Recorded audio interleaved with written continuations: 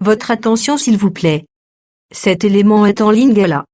Contactez-nous pour savoir s'il est aussi disponible en la langue de votre préférence. Veuillez aussi noter qu'il est en audio uniquement, dépourvu de ce fait d'image originaire. Christ Equality Foundation, organisme international d'évangélisation, et sa rubrique « Pasteur et thème » vous présente cette vidéo, en accord avec le prophète Médar Kiala, ministre de l'Évangile éternel. Suivez-le tous les jours sur christequality.com et sur évangileéternel.com. Là, vous y trouverez de manière ordonnée tous ces enseignements disponibles en texte, en audio, en vidéo et en direct à notre web radio et télé. Surtout, ne partez point sans souscrire à l'une de nos chaînes YouTube qui correspond à votre version linguistique. Souscrivez s'il vous plaît. Tous les enseignements du prophète Médar Kiala sont disponibles sur christequality.com/medarkiala.html. Bonne édification au nom de notre commun Seigneur et Dieu Jésus-Christ. Amen. Kimia nkolo ezala na mabota bino toyebi ke tozali ko avancer toujours na Genèse chapitre 3 verset 1er. Genèse chapitre 3 verset 15e. Totangi nanu texte yango par la grâce de Dieu nous lisons au nom du Seigneur Jésus-Christ. Genèse 3 verset 1er. Le serpent était le plus rusé de tous les animaux des champs que l'Éternel Dieu avait fait. Il dit à la femme, Dieu a-t-il réellement dit, vous ne mangerez pas de tous les arbres du jardin? Nazouaki aussi verset 15. Je mettrai inimitié entre toi et la femme, entre ta postérité et sa postérité, celle-ci t'écrasera la tête, tu lui blesseras les talons. Déjà si totamboli déjà mingi na grâce de Dieu. Totalisaki boyeke, verset 1er, ya Genèse 3. Verset le bité que serpent kakanda azarisé. Tolobaki boy. Oyo azondima ke serpent kakanda azarisé na verset oyo, aleka aloba apesa ba détail. Mais tango balobi serpent aza plus risé. Ils ont confirmé, kaka tango balobi plus risé. Ils ont confirmé que les autres animaux des champs sont des risés. Kaka ndenge balobi plus risé. Yango tolobaki lolenge wana pona libota nyonso ya ubangi pe pona bana nzambe nyonso na mabele bao bakoyoka audio oyo enseignement oyo. Soki azalaki kote yake o serpent kaka ndazaki na riz. Abwa qualité ya wana au nom de Jésus. Bois qualité yo ezali kote ya make kaka serpent ndaza na riz. Au nom de Jésus.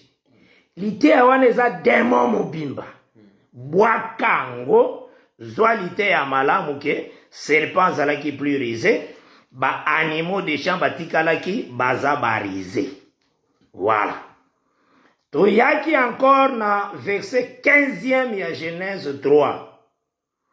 Totalisaki bayoki nyonso ya boditer na biso ya gemena pe ya zinga na ubangi pe bisika nyonso bazolanda biso que était li ya bato na verset 15e bate akaka deuxième partie ya verset.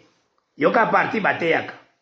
L'iniquité entre la postérité du serpent et la postérité de la femme. Yango kaka nde bateyaka. Nalobaki verset bandi wana te.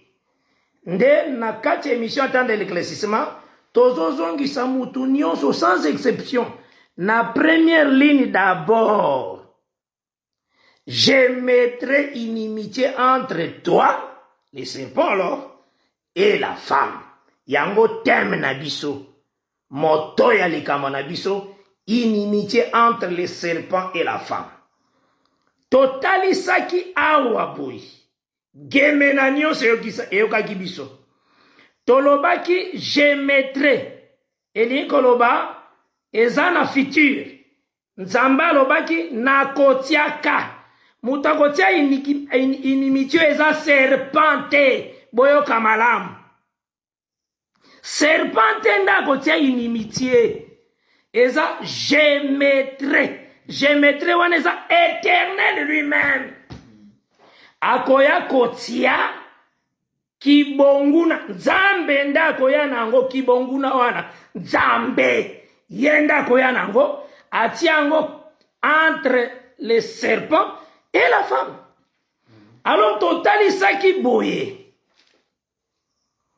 ke soko luki yango awa wana Genèse 4 eya te nasengaki bosunga ngai nazongeli yango lisusu salisa ngai soko moni yango na verset moko Ève inimitié na serpent numéro na ngai ya émission 081 168 11 59 081 168 11 59 yango nde numéro ya bémission oyo ezoleka na gemena oyebisi ngai naza moka batei na kati ya gemena mpe bisika nyonso nalandaki yo na radio mpe natalisi yo ke tala verse oyo nde ezali nzambe atie kibonguna ya Ève na serpent mbe ngai deja nayebisi yo ke natangi na Genèse 4 na Genèse 5 eya te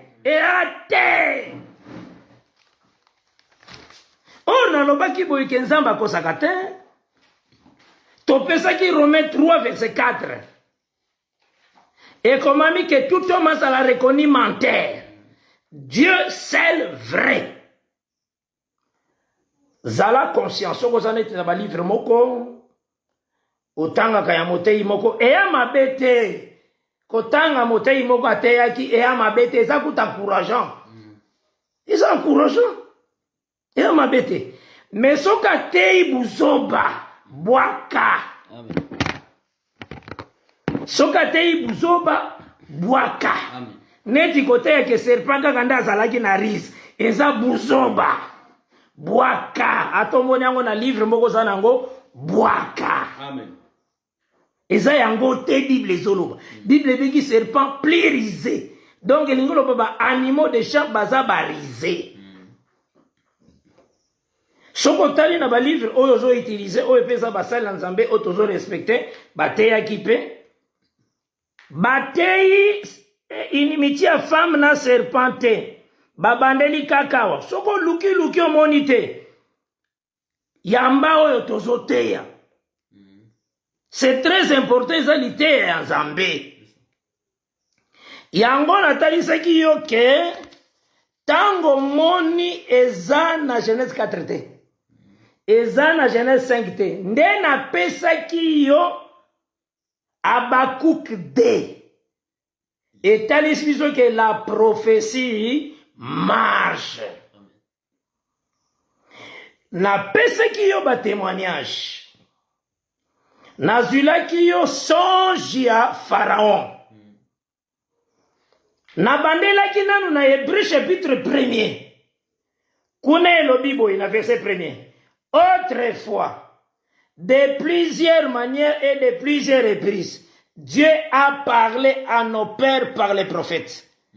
Donc nabambala mosusu na lobi yango na lingala nabambala mosusu na lolenge ebele pe na kati na kozongelaka makambo yango azo changer lolenge nde nzambe aloba. Donc likomi wana ya Hébreu 1 verset 1er endimisi biso ke nzambe akoki kolobela quelque part ngombe mazongeli yango kaka na écriture ya Bible na forma nzete akoki kolobela nzete metango atamboli na Bible atamboli azongeli yango na forme ya mutu yango na pesaki yo bandakisa tokendaki na Genèse chapitre 41 tozwi songe ya Pharaon. Tomoni na songe ya Pharaon, ndoto liboso aloti tango alalaki amonaki bangombe sambo ya minene ya mafuta kitoko. Après amoni bangombe mosusu ekonda eza na santa malamu te. Elei bangombe nyonso ya minene asituki na pongi na ye. Azongi lisusu na pongi, toujours na Genèse 41. Aye komona mena maboke ya banzete sambo ya kitoko. Amoni susu maboke muso banzete ya mabe ekonda. Elei banzete nyonso ya malamu. Nde alamuki. Na ndoto na ye aloti bandoto mibale. Ayebisi basage na yo bazaki na cour royale bakoki ko expliquer te. Yango na yebisaki bino nyonso bande kona ngai. Na kati ya geme na pe na zinga. Pe na bawe nyonso bazali koyoka. Soki tozwi bandoto toye nango na faculté ya science na université. Ngana respectaka mingi ba professeur ba osala musala monene pona bamboka na biso. Bazo bimisa ba médecin, ba agronome, bazo bimisa ba juriste, ba tuminene en tout cas. To tombela la bango tango nyonso musala malamu na musala bazali kosala kolo azala na bango pe lisusu. Mais soki to memeli bango ndoto ya Pharaon bakotala balobi oh eza biloko mibale. Talaga, o eza bangombe. Bangombe eza na science nango awa na université. Science nango kombo nango zoologie. Alors, banzete, science nango ezalaka. Ezande botanique. Parce que zoologie, na la humanité, c'est la science où ezali koyekola banyama. Botanique et la science, oui, c'est qu'on dit qu'on a banzete. On est à la conclusion, professeur. Mais tant que tu as la faculté à Bonzambé, il y a Saint-Esprit et pas Joseph. Natangela Kibino, verset 25e. Il y a Genèse 41. Tomonaki na kati na yango que Natania au nom de Jésus-Christ. Joseph dit à Pharaon, ce qu'a songé Pharaon est une seule chose. Donc, Yosef a émis Pharaon. Ndoto yos Pharaon a loti. Do bandoto na yowana. Eza na ngaka eloko moko. Ah! Ndeko nangai. C'est que epa nzambe ngombe. Akoko benga ngope nzete. Yango ne fa Joseph alobi eza na kata Bible simbiwana. Alobi Dieu a fait connaître à Pharaon ce qu'il va faire. Nazui maintenant verset 32e. Il y a Genèse 41. Je lis au nom de Jésus-Christ. Si Pharaon a vu les songes, c'est répété une seconde fois. Alléluia. Gloire à Jésus. Amen. Si Pharaon a vu la chose, c'est répété une seconde fois. Donc, na etaleli ya molimo na Nzambe, Nzambe koza na ngombe na verset moko.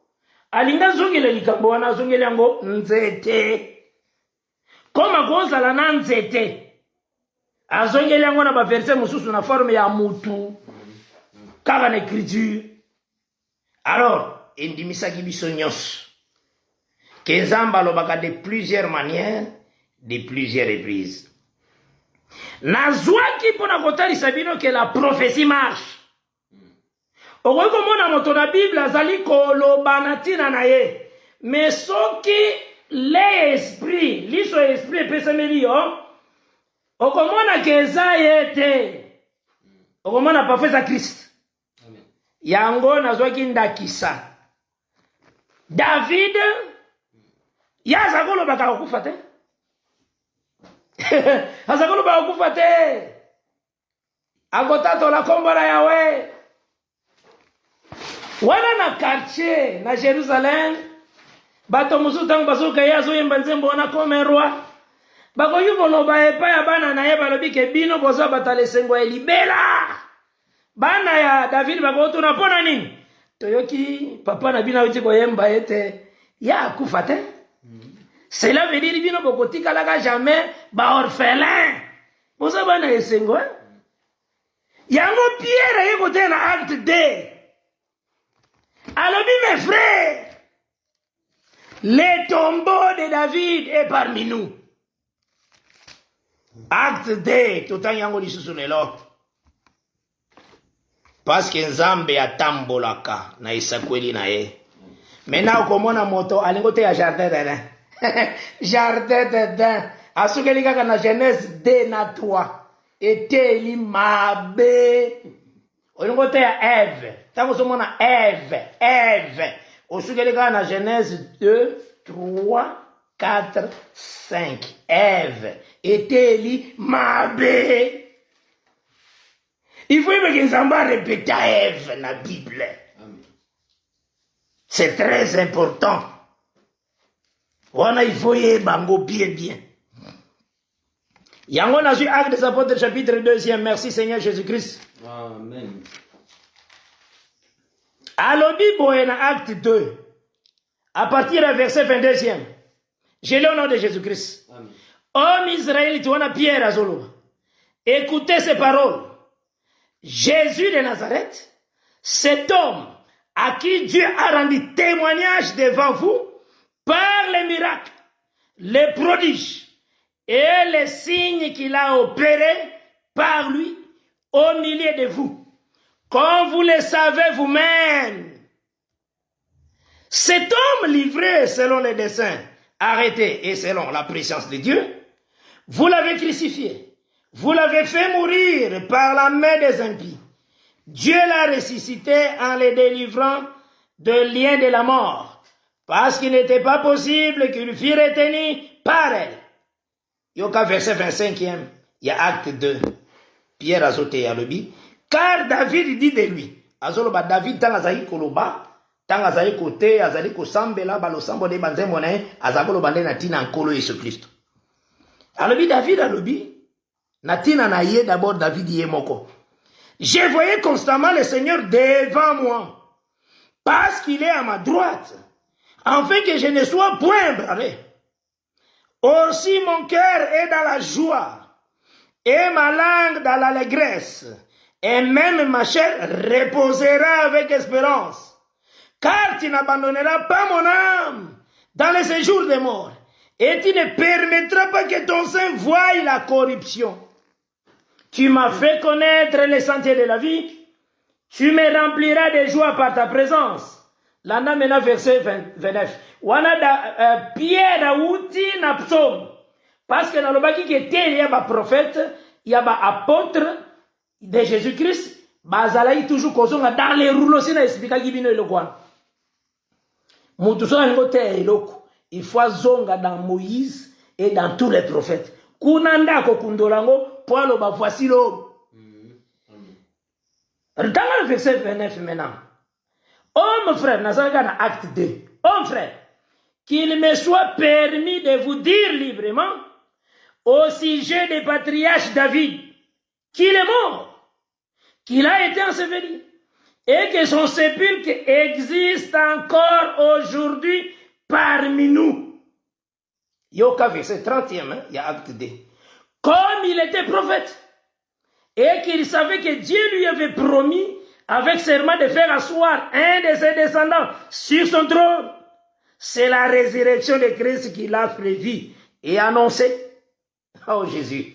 En disant qu'il ne serait pas abandonné dans le séjour des morts et que sa chair ne verrait pas la corruption. Sois béni Jésus-Christ. Amen. C'est ce que j'ai dit, la prophétie marche. Kuna David n'a lobby. Mais Pierre a dit à lobby, il a David. David a dit un signe. Mais malobé dit que David a dit ça, Christ Jésus. Voilà. Nazwa qui est Esaïe 20. Natangelaki bino Esaïe chapitre 20e, à partir du verset 1er tina verset 3e. Oyo nzamba ebisi Esaïe tambola motaka, tambola bolumbu, pe kozala na sapato na makolo te. Esaïe atamboli bolumbu na kati ya mboka Israel. Bato bazomona Esaïe, Esaïe, Esaïe. Mais nzamba alobi en réalité likambo naza nango awa eza Esaïe te bozomona. Mais nazomona nde na kati ya signe oyo Éthiopie na Égypte. Natangeli yango. Poko komona Eve. Otikali na Eve. Eve. Wana ozotoka. J'augmenterai la douleur. Ya ventre. Ozomona Eve. Eve. Bosoni wana ya kote ya mabe wana. Okomona Eve menzambe parle d'une autre personne. Kaka Eve wana omoni wana. Yango mona lobaki Luka inimitié wana. Na Genèse 4 na 5 ya te. Et puis nzamba lobaki je mettrai na kotiaka kibonguna. Alobi na fitir eza na mikolo koyaka ye nzambe. Alobi pronom personnel. Il y a première personne. Et alobi boy je. Et à Satan te ndakotia monguna te verset alobi ngwana te. Et alobi je mettrai nzambe je mettrai l'inimitié entre les serpents et la femme. Je nakotiaka ngona avenir. Voilà, cela prouve que kosukela na Eve te na Genèse 3. Soki eza na mwa buke moko elobaki nde wana kotanga balivre eza mabe te nazotalisa yo. Mais tangaka livre ezongaka mpe na écriture. Otangi otali elikomi ya Nzambe. Otangi otali elikomi ya Nzambe. Soki eza conforme te bwaka balivre wana. Natangi Esaïe 20 à partir du verset 1er. J'ai le nom de Jésus-Christ. L'année où Tartan, envoyé par Sargon, roi d'Assyrie, vint assiéger Asdod et s'en empara. En ce temps-là, l'Éternel adressa la parole à Isaïe, fils d'Amon, et lui dit, va, détache les sacs des terrains et ôte tes souliers de tes pieds. Il fit ainsi, marchant nu et déchaussé. Bato bazomona nde Esaïe, Esaïe, Esaïe, Esaïe. Mais Dieu, la prophétie marche. Verset 3e. Et l'Éternel dit, toujours il y a Esaïe 20, de même que mon serviteur Esaïe marche nu et déchaussé, ce qui sera dans 3 ans un signe, un présage pour l'Égypte et pour l'Éthiopie. Donc, omoni bilam nzambe mena zoki bilamba Esaïe landanga malam. Awa nzamba zoki bilamba Esaïe lokola gloire oyo Ethiopia zalaki na yango na Égypte. Gloire wana. Élévation wana. Gloire wana. Ndazoki oneti bilamba ya Esaïe. Mena nzamba ebisi Esaïe longola ko bilamba. Tango nzamba azolongolisa Esaïe bilamba azo annoncé qu'il a fait humilier Égypte. Amen. Donc, il faut retirer l'amba na ye gloire. C'est ça la Bible. Amen. Ozola na malam. Donc, au tanga texte fokeba. Yango na talisa ki yoke. Tango na zoki Hébreu chapitre 1er. Dieu répète de plusieurs manières. Donc, tango ozui jardin d'Éden. Nzamba répéta ki jardin d'Éden. Namabele apesa Abraham. C'est ce qu'il faut comprendre. Parce que na koko tape makasi si je mettrai kaka na émission ceux qui na cité lobi toza na rendez-vous kaka na chaîne na biso rallye d'abord lobi samedi za le 13 6 mois 2020 toko banda na 16h na ngolu na Nzambe ceux qui Nzamba pesi biso pema na 16h ti 17h na radio na biso rallye. Et puis na radio na biso développement ya Ubangi RDI tokozala samedi na 17h ti 18h. Donc lobi tokozala to bandi na rallye 16h ti 17h kosilisa tosilisi tobandi directement na RDI 17h ti 18h kuna toteya sur les trompettes il faut landaka pe et dimanche tokozala na rallye 17h à 18h naza na bino na musala ya nzambe naza mpona lokumu ya nzambe mpona tolongola mateya nyonso ya mabe bosoto nyonso tobwaka yango na poubelle neti lite ya koloba ke serpent kaka aza na rise na kata baanimo tobwaki yango na poubelle moto akobimisa yango na poubelle atia yango na salon aleka na émission azongisa yango na salon tobwaki yango na poubelle. Donc c'est que toko insister sur je mettrai Zambe ndazotia et vous allez très important mais to la nanano parce que nazoni kanano ko kende étape par étape parce que nazolo be d'abord de plusieurs manières nazolo be d'abord répétition ya jardin d'Éden na kati nango soki na leki na répétition jardin d'Éden na talisio lolenge Zambe azali ko répéter les serpents anciens na forme ya ba nation o ezalaki ba nation puissante ndenge wana nde tokotambola parce que yeba ke lobi toza na rendez-vous ko na rallye na 16h 17h na RDI 17h 18h samedi le 13 2020 dimanche toza na rendez-vous na rallye 17h 18h par la grâce de Dieu dimanche le 14 juin nde totalisaki tobandaki boye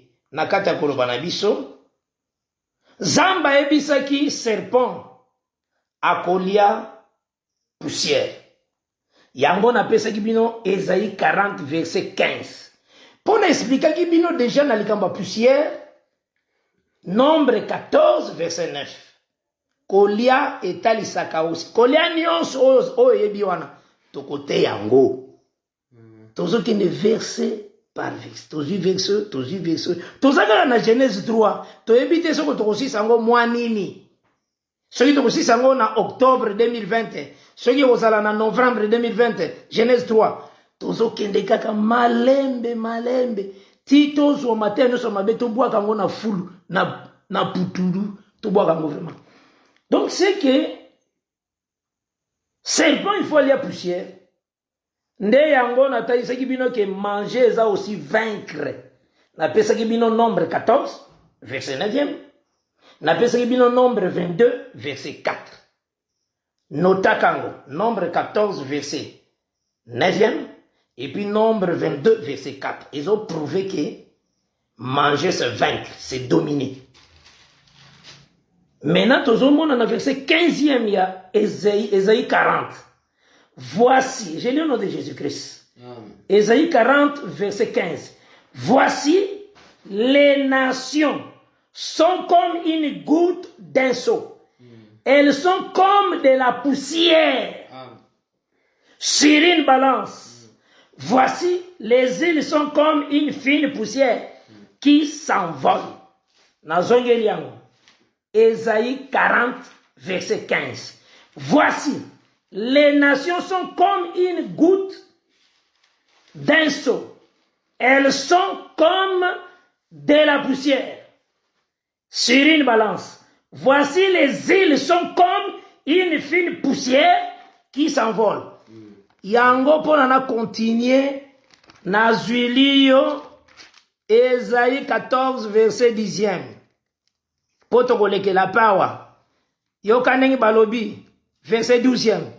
Te voilà tombé du ciel, l'astre brillant, fils de l'aurore, tu es abattu à terre, toi, le vainqueur des nations.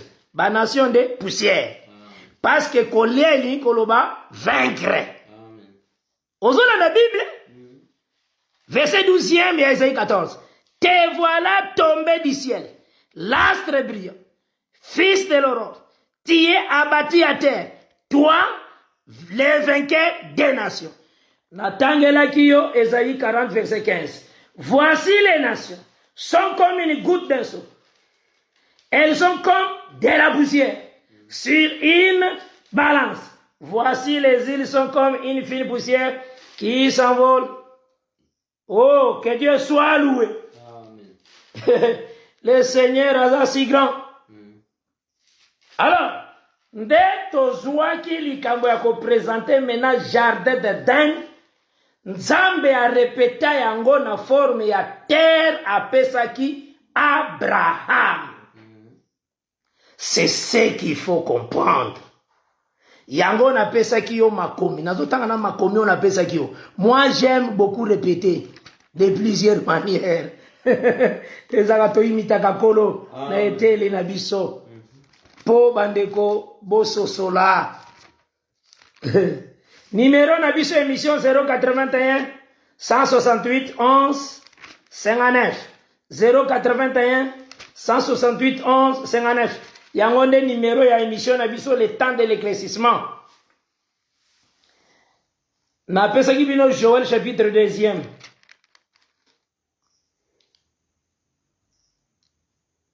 Na verset 3e. J'ai le nom de Jésus-Christ. Amen. Devant lui était fait d'aurore, et derrière lui une flamme brûlante. Le pays était auparavant comme un jardin d'Éden. Voilà la répétition du Seigneur. Amen. Oh Jésus. Donc Dieu répète de plusieurs manières. Donc au moins le kola asalaki Adam azui amemie aye kolo na ye na kata jardin d'Éden. Au moins asele Adam aye na ye ti aye kote na jardin d'Éden. Lo lenge moko aye ko répéter na Genèse 12. Azui Abraham na Mésopotamie. Yeba ki Abraham azape répétition Adam. Na we etali kozwa héritage. Parce que Nzamba promettait ki héritage du monde na deux personnes. Na Abraham apesa ki ye, après apesi yango apesa ki pe Adam avant, après aye kopesa yango Abraham. On est en Romains 4 verset 13. Na kata Abraham sa postérité. Lo lenga apesa ki héritage à monde pa Adam. Ayaki azongeli apesi yango Abraham. Abraham aza aussi comme Adam na lolenge ya kozwa héritage. Que Dieu bénisse. Yango moni zamba zo Abraham na Mésopotamie. Alobi, quitte ton pays. Quitte ta patrie. Va dans les pays que je te montrerai. Et ça lolenge zo ki Adam a memiet asali enam après memieti a continuer na jardin d'Éden. Donc il dit là va dans les pays que je te montrerai. Amen. Maintenant, ma belle wana Joël abenyango, Nzamba abenyango na kata Joël jardin d'Éden. Na pesa ki aussi, ce qui est jardin d'Éden, cela veut dire bafan da jardin d'Éden. Boidi bango, Ève, Adam, Ève, azaki na jardin d'Éden wana terre d'Abraham. Oh Jésus. Kolo asa malamu vingi.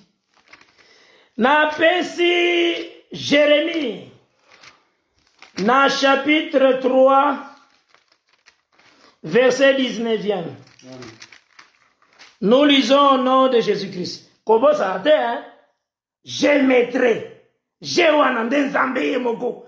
Eza serpente. Kibongune eza serpente. Nzambe nde yana yango. Nzambe na bomoy. Amen. Aye nango entre serpent na femme. C'est dit, je mettrai. Donc, na kotiaka. Et à la future. L'angolo Zambie. Tala Jérémie 3, verset 19e. J'ai le nom de Jésus-Christ. Je disais, comment te mettrai-je parmi mes enfants? Et te donnerai-je un pays de délices? Éden égale délice. Voilà. Donc, Zamba benyango pays wana. Oya appelle Abraham. Pays appelé Éden. Un héritage, les plus bels ornements des nations. Oh Jésus. Je disais, tu m'appelleras mon père. Et tu ne te détourneras pas de moi. Donc, ce que tu dois comprendre, nakati na yango d'abord, Zambé a bengi mabele a pesaki Abraham Eden. Yeba ke ba fandi pe baza lokola biloko pe ezalaki na Eden. Tokotanga yango bien na bato bazali na Eden. Yango nazokende malembe natalisaki yo boye ke Nzambe azwaki Israël. Aponaki Israël. Sokotangi Deutéronome 7 verset 6 tina 9 azolobela yango Deutéronome 7 verset 6 tina 9. Achoisaki Israël parmi toutes les nations. Atiaki ye à part. Balaam amonaki Israël na nombre 23. Eza un peuple qui est à part, qui n'est pas compté parmi les nations. C'est ça que Balaam azoloba na nombre 23. Donc Israël azalaki à part, parce que nation sa poussière, Israël à part pour Israël azwaki maï. Avant la poussière, Israël azalaki comme l'argile. Donc azwaki maï qui est la parole de Dieu. Psaume 147 et le bi, na verset 19 na 20, Dieu révèle sa parole à Jacob et ses ordonnances à Israël. Ordonnance na parole wana eza maï au Israël azalaki na. Mais toutes les nations, c'était aussi comme poussière. C'est ce qu'il faut comprendre. Donc c'est que Nzambe tangu azu Abraham aye ko traité na Abraham alliance. Makambo apesaki Abraham wana. C'est ça, je mettrai. C'est ça l'inimitié. Donc akabodi Abraham na reste ba nation d'abord. Pona nini? Reste ba nation bazaki ko adorer ba idole. Bazo adorer bikeko. Mais Abraham a commencé à ressembler à Nzambe à solo. C'est ça, je mettrai l'inimitié. Nzambe alobaki na Genèse 18, au temps de verset 17e, au qui dit le verset 19e, le Seigneur solo va cacher à Abraham quelque chose. Nzambe a bombe Abraham et le côté. Ceux qui ont libot Abraham par la foi, il faut appeler ça la parole. Il faut expliquer biso je mettrai. Il faut expliquer biso bien que serpent ka katenda za risé. Il faut expliquer biso que banyamane so pe baza la risé. Bakamba kolo. Maintenant, faut remarquer que tanga soki libota atari saki bango ke tanga zo sala zo pe sa parole zo pona aussi David toujours na kata Abraham landanga wa malamu. Oko sosola pota Nzamba ye ko sambisa na jardin d'Eden. Simbanga awa. Tangu Nzamba ye ko sambisa na jardin d'Eden, atuna femme. Atuni Adam. Atuni femme. Atuna nyokate. Directement a sambisi nyoka. Pona nini atuna ete? Nyoka ninga kozongisire ke yonde otinda kinga. Yonde otinda kinga. Parce que Amos alobi 3, qui dira que malheur moko ya sans que l'Éternel azala hauteur de. Amen. Na Ésaïe 45 verset 7e, balobi c'est Dieu qui crée les ténèbres. C'est lui qui forme la lumière. C'est Dieu qui crée l'adversité. C'est Dieu. C'est Dieu. Yango vous comprenez mon suite à ma cam.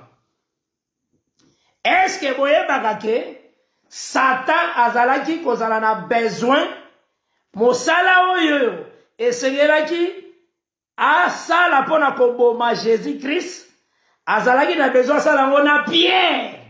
Est-ce que vous voyez bakango? Azako senga Pierre. Jésus na boya kopesa ye Pierre. Parce que Sataki que Pierre a munoko mingi. Yango azako négocier. Aïbisi Jésus pesanga Pierre. Pesanga Pierre. Yesu nde aboya ki kopesa ye Pierre. Yesu nde aboya ki kopesa Pierre. Yango Yesu alobaki dans verset 31 et Luc 2, 22.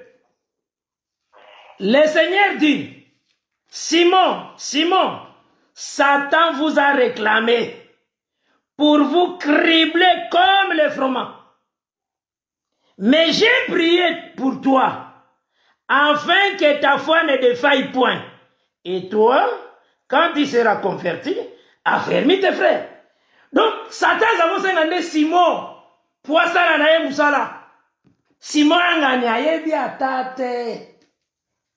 Vraiment, de konaye bisakayo, boya disumu. Parce que kobika bo santo ezangolu. Ko sepela kana bondumba te. Ko sepela kana via mokili te. Lela kande. Ponza mbenda pona kamoto po koma pembeni na ye. Lela kai panza mbende kona ngai. Lisumu eza mabe. Awa wazako senga Simon. Simon ayebi atate. Mazo senga Simon epai ya Jésus. Pesa nga ye na kosalela na ye musala. Jésus nda boyaki. Mais Simon ayebi te. Mais na Jean 13.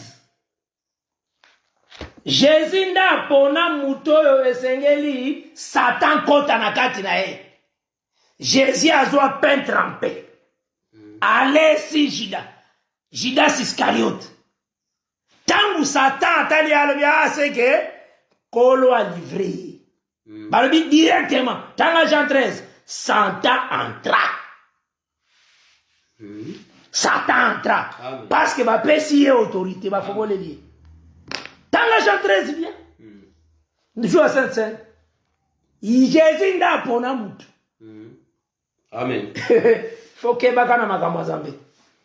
Yango ko remarquer na psaume 89. Nzambe alobi boye. Ke ayebi libota ya David, libota ya Israël. Alobi, na verset 32 na 33. Na bandi na verset 31. Je lis au nom de Jésus-Christ. Psaume 89. Simbanga awa malam. Si ses fils, verset 31, il y a psaume 89. Si ses fils abandonnent ma loi et ne marchent pas selon ses ordonnances, s'ils violent mes préceptes et n'observent pas mes commandements, je punirai de la verge leurs transgressions et par des coups leurs iniquités.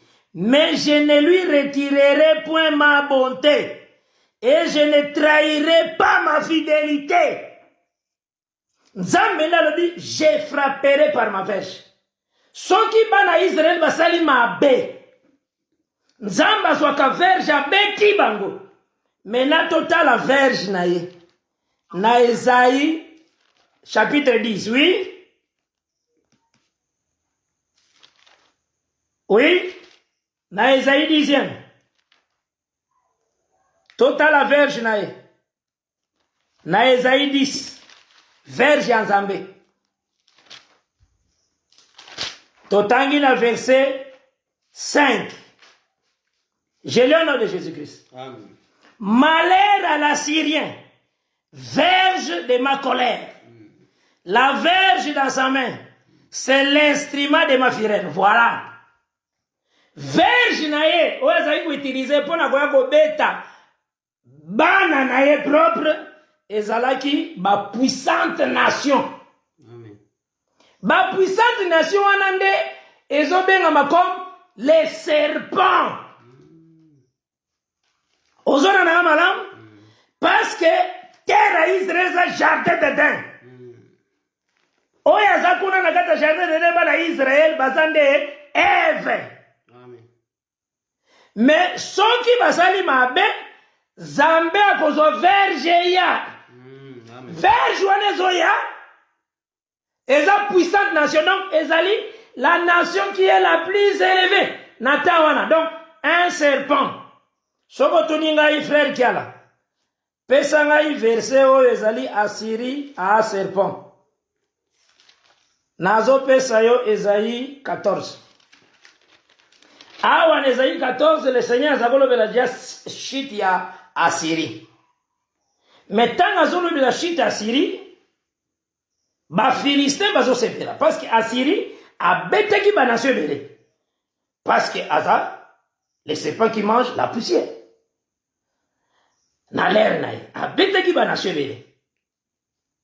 Maintenant Philistin zo sepela po Zamba zo humilié Assyrie, règne Assyrie lingosiri. Nde Nzambe alobi na verset 29e ya Isaïe 14. Ne te réjouis pas, pays des Philistins, de ce que la verge, au moins verge, il y a un autre tangana, Isaïe 10, verset 5. La verge qui te frappait est brisée. Car de la racine du serpent, donc wana bazobenga Assyrie, racine du serpent, fondement ya serpent, c'est la Syrie. Parce que la Syrie est la nation la plus élevée. Donc, le bâtiment est la nation la plus élevée, yenda zali plus risé. Comment zali plus risé? Parce que c'est serpent. Natango na ye. Ozomo natango Nzambe azo kitisa les serpents anciens, le diable, Satan. Na Ézéchiel chapitre 28. Tango azo kwesa ye. Azo kwesa ye. Bible lobi na verset, na bandi na verset 14. Il y a Ézéchiel 28. Awa na lingi un peu na touché sur Riz. Na bandi à partir du verset 14. Tu étais un chérubin protecteur. J'ai le nom de Jésus-Christ. Ézéchiel 28. Aux ailes déployées. Je t'avais placé et tu étais sur la sainte montagne de Dieu. Tu marchais au milieu des pierres étincelantes. Tu as été intègre dans tes voies. Depuis le jour où tu fus créé, jusqu'à celui où l'iniquité a été trouvée chez toi. Par la grandeur de ton commerce. Par la grandeur de ton commerce. Tu as été rempli de violence. Et tu as péché. Je te précipite de la montagne de Dieu. Et je te fais disparaître, chérubin protecteur. Chérubin protecteur. Lucifer. Tango comme Satan. Donc contre Dieu. Du milieu des pierres étincelantes. Ton cœur s'est élevé à cause de ta beauté. Tu as corrompu ta sagesse. Par ton éclat. Je te jette par terre.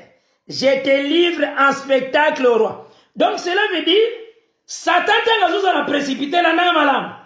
Il était précipité avec la sagesse corrompue. Nda kiti nango nase. Mais tant a quitté avec la sagesse corrompue a kiti nango nase. Toye kotanga Jacques chapitre 3e.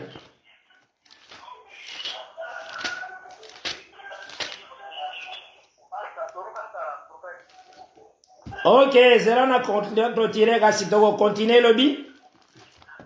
Ngolu na Nzambe zala likolo na bino vraiment toko continuer lobi.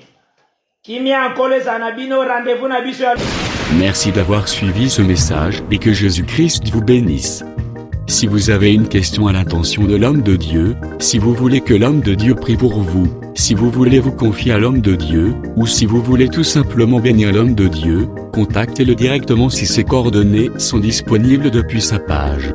Sinon, contactez-nous et nous lui transmettrons vos préoccupations.